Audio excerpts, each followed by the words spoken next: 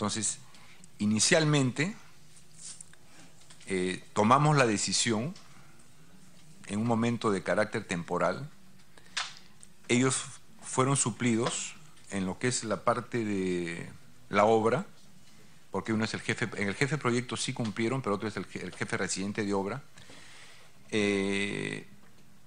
Inicialmente pusieron a 2 profesionales para suplir a este ingeniero que no vino. Fueron el ingeniero Winston Gómez y el ingeniero Sergio Dorado, uno ingeniero civil y el otro electromecánico, ¿no?, para ejecutar la obra. Entonces, y fue una decisión ya de gestión, a pesar de que en un momento, bueno, la misma Contraloría revisó que no cumplían, pero los perfiles, pero la supervisión, digamos, avaló su presencia de ellos en un momento y ya fue una decisión de gestión que ellos se mantengan. El reglamento que le hizo usted, o la ley, el contrato mismo decía, o lo multas o resuelves el contrato. Entonces, una obra de esta magnitud, hicimos la decisión de continuar con ellos, ¿no? Porque imagínese usted que hubiéramos intentado resolver el contrato, era una cosa que desnaturalizaba lo que puede ser. Pero bastaba con multarlos, como dice la Contraloría. Nadie está hablando de resolver el contrato, no ameritaba. O sea, el mismo contrato, por eso le digo. Estamos hablando de una penalidad que lo dice el contrato, no el reglamento. O sea, el contrato habla de penalidad, pero nosotros decidimos no aplicar penalidad, sino continuamos así, nada más. Fue una decisión ya de gestión, ¿no? Congresista Costa, la congresista Beteta le solicito una interrupción. Congresista Beteta. Gracias, presidenta, por su intermedio. Sí, en realidad, efectivamente, si nosotros lo vemos hacia afuera de este tema, nos preocupa que muchas veces las decisiones políticas, por muy buenas que puedan ser, teniendo en cuenta que era una obra que el país necesita y necesitaba, creo habría habido un apresuramiento, ¿no?, en lanzarlo a una licitación, como ya muy bien lo ha señalado. Si bien es cierto, han habido normas que creo es necesario que este Congreso tiene que modificar para que podamos cambiar de alguna manera, porque son también perversas contra el Estado, ¿no? Porque tú licitas una obra con un monto y finalmente resulta con otro monto superior. Como usted muy bien le explicaba, decía que porque también la norma le permite, ha sido esto licitado con un anteproyecto, que no era un proyecto definitivo, porque si hubiera sido un proyecto definitivo, ahí sí no habría problemas posteriores. Creo esto nos deja un mensaje que por más que tenga que demorar una obra, si queremos realmente evitar todos estos problemas, tendrían que hacerse cuando ya el proyecto esté definitivamente al 100%. Lo que sí me gustaría saber, ¿cuál fue el motivo y quién finalmente tomó esa decisión de no aplicar la penalidad, ¿no?, que muy bien en el contrato estaba estipulado? Y también me gustaría saber si hubo alguna impugnación por parte de la empresa que había quedado descalificada justamente por no contar con estos requisitos, que era del ingeniero residente y del jefe de proyectos, que finalmente le dieron una bonificación adicional a la empresa Odebrecht y Grani Montero para que puedan haberse sido ellos los ganadores, ¿no? Entonces, si no habiendo cumplido estos 2 requisitos, obviamente tenían la alternativa de rescindir el contrato, que en mi opinión hubiera sido mejor, posiblemente para otros no, porque se hubiera generado este gran problema de no contar con esa obra, también pero tenían 2 alternativas, era rescindir el contrato o aplicar la penalidad.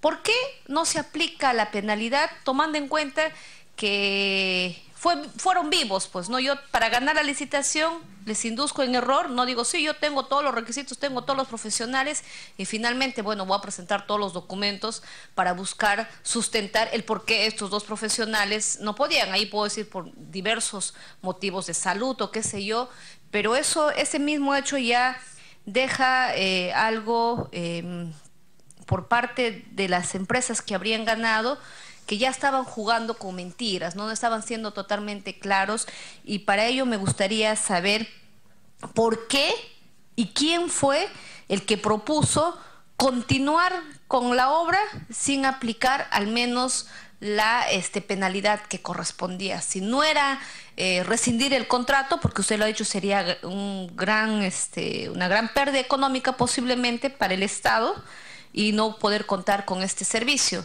Pero creo yo sí se hubiera aplicado la penalidad, porque ya habrían incumplido, vuelvo a reiterar, ya que fueron estos dos actores principales para que ellos pudieran haber sido beneficiados en esta licitación. Gracias. Señora Arboleda. Sí, bueno, como le repito, ellos presentaron en su propuesta dos profesionales, uno como ingeniero residente de obra y otro como jefe de proyecto. En su momento presentaron sus cartas justificando el por qué no vinieron, ¿no? Ahora, lo que usted me pregunta de resolver o aplicar la multa, bueno, fue una decisión ya de gestión de no aplicar la multa, ¿no? No, perdona, presidenta, la decisión fue de ignorar el contrato y no aplicar las disposiciones contempladas en el contrato para una situación como la que estaban enfrentando. O resolvían o penalizaban. No hicieron ninguna de las dos cosas. ¿Por qué incumplieron con el contrato? Señora Arboleda. Bueno, como le digo, inicialmente se asumió la temporalidad de dos profesionales en el reemplazo del ingeniero residente. En el caso del jefe de proyecto sí se cumplió con el sustituto, ¿no? Bueno, fue una decisión, digamos, que tomamos en la gerencia, ¿no? Fue una decisión de gestión, nada más que le puedo decir, ¿no?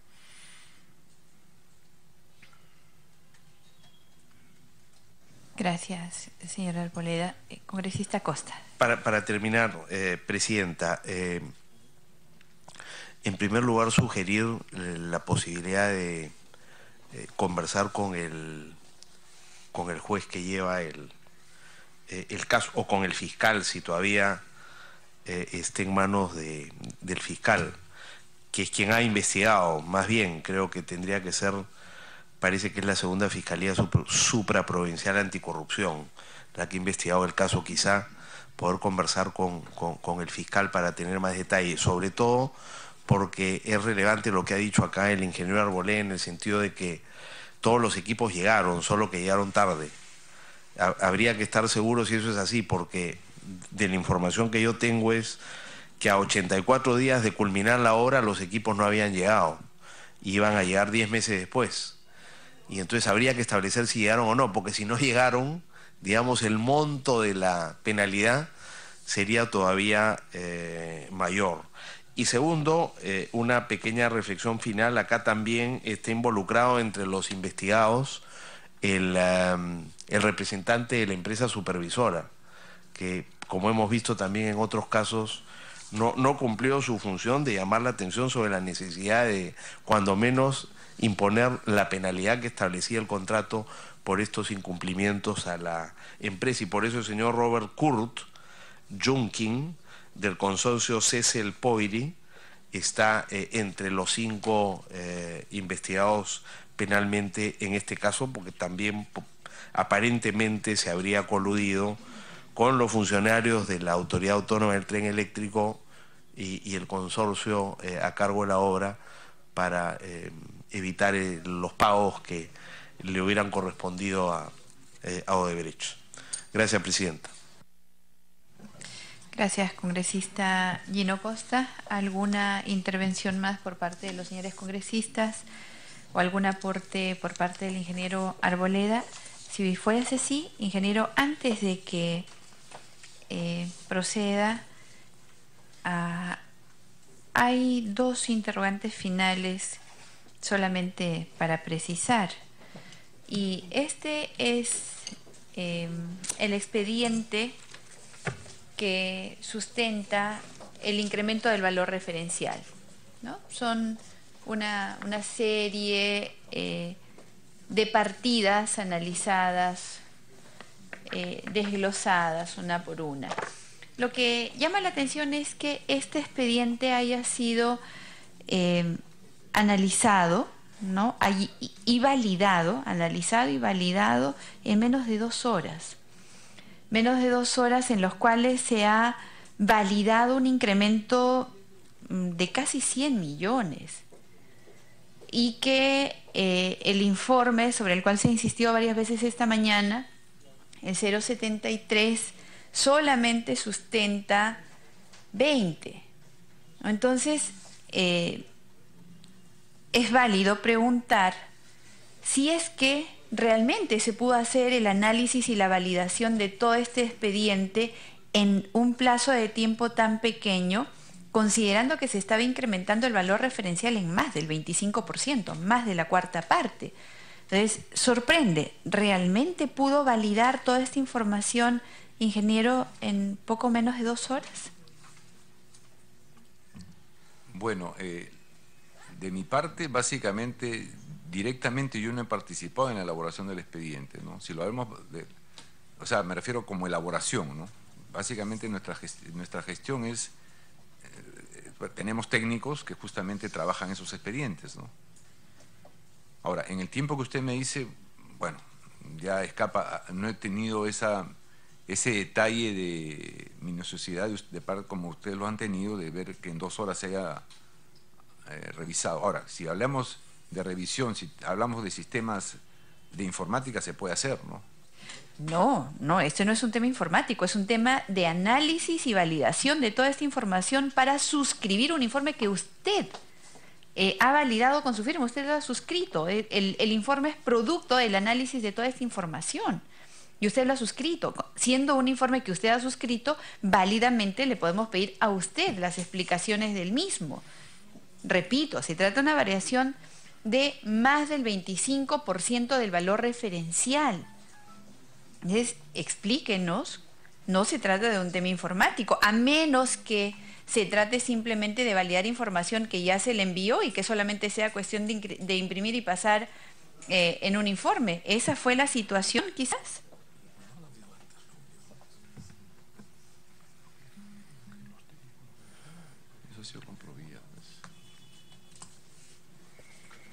Sí, o preciso mi pregunta.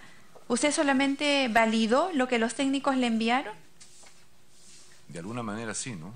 Por eso le digo, ¿Usted solo firmó? Básicamente sí, hemos hecho eso, no hemos chequeado hacia el detalle nosotros, ¿no? ¿Realmente usted cree que todo este proceso ha estado arreglado a ley? Digamos, el desarrollo del expediente, ¿dice usted? Sí, de todo el proceso. Sí. ¿Y por qué entonces, o en todo caso, dígame su opinión, qué opinión le merece los sobornos recibidos por el señor Edwin Luyo y el señor Jorge Cuba? Ya eso escapa, señora. ¿Así fue un proceso arreglado a ley? ¿En los procesos arreglados a ley se coimea a los funcionarios? Eso escapa, señora, yo no le podría decir nada de eso. Le pregunto por su opinión. Sí, por eso me reservo. Se reserva su opinión. Porque aparentemente no habría sido necesario coimear si es que el proceso está arreglado a ley, ¿no? Me reservo, señora, a lo que usted opina, ¿no? Muchas gracias. ¿Alguna interrogante más? ¿Algo más que agregar por parte, señora Arboleda? Claro que sí. ¿Alguna precisión más? No, nada más. Nada más. ¿Usted desea hacer uso de la palabra? Dígame, señor abogado. Muy puntual, presidenta, muchas gracias y un saludo a los señores congresistas. Hay una inquietud con respecto al proceso penal. Mi estudio asesora a las 4 personas que están en este momento en el proceso penal por el tema del deductivo 3 y del cambio de profesionales o del incumplimiento de los profesionales. Ese es un proceso que en este momento cuenta con acusación fiscal y estamos en la fase intermedia del proceso penal. Estamos en medio de una audiencia de control de la cual ya se ha llevado a cabo la primera parte y va a haber una continuación en las próximas semanas. En esa audiencia, para conocimiento de los señores congresistas, el juez tendrá que determinar si vamos o no vamos a juicio oral. O sea, todavía no está definido si vamos a ir a juicio. Esa es la etapa en la que se encuentra esa investigación. Como le comenté, nosotros asesoramos a las 4 personas que son, ha estado acá el señor Garro, está acá el señor Arboleda, hay una persona más y el señor Plasencia que está esperando en la sala para poder intervenir también en esta sesión y que seguramente podrá darnos algunas luces mayores con respecto a este proceso.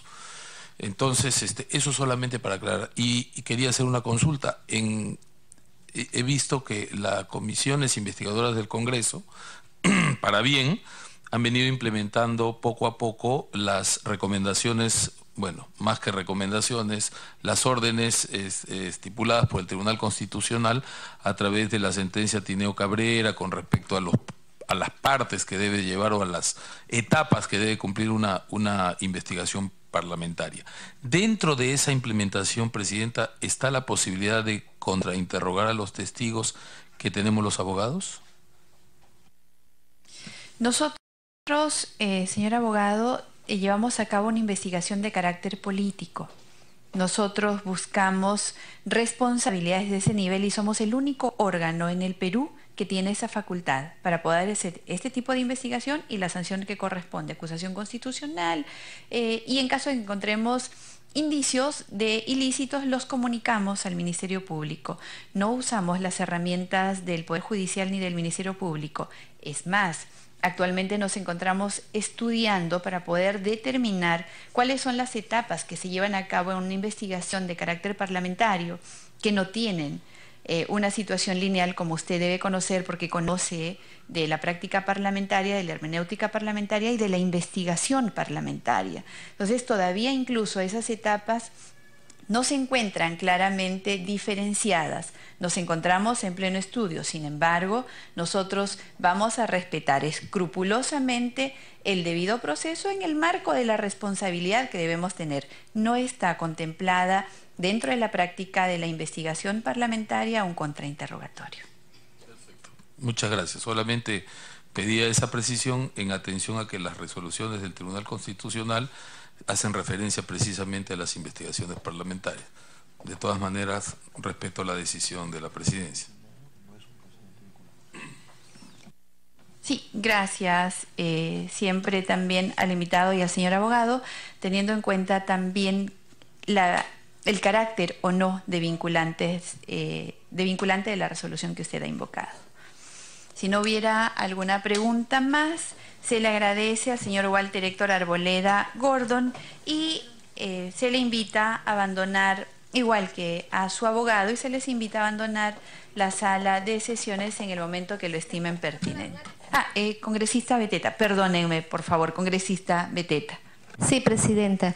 Creo será importante para poder tener una información completa, ya que seguramente el invitado no trajo o no nos ha podido quizás con detalles informarnos respecto de este informe, el 073, que podría volverlo, o quizás enviarnos, ¿no? Que se comprometa a enviarnos a la comisión y con ello podríamos nosotros tener acceso a ese informe de manera detallada. Solamente eso, Presidenta, para que pueda exhortársele en todo caso al señor Arboleda para que nos pueda enviar en el tiempo preciso para que podamos tener acceso a esa documentación. Gracias. Gracias, congresista Beteta. Señora secretaria técnica, tome nota también del pedido formulado por la congresista a fin de tramitar formalmente la solicitud de información.